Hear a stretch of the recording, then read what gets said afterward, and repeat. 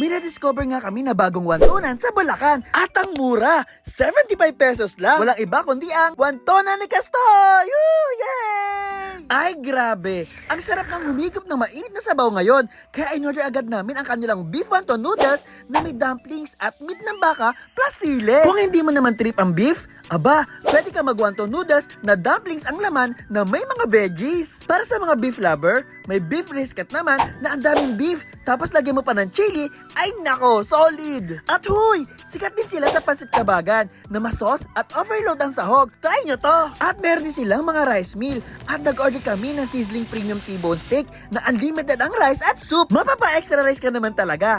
Meron din silang mga silog meals tulad ng Hungarian silog at tosilog at marami pang iba. Located lang sila sa Barangay Ibayo, Marilao, Bulacan. Sa tapat lang sila ng Avon, malapit sa SM Marilao at may pay parking sila sa likod. Bukas sila araw-araw sa alas 10 ng umaga hanggang alas 12 ng madaling araw. Para sa pampainit na malamig mong gabi, magwantonan ni Kastoy na. Bye-bye!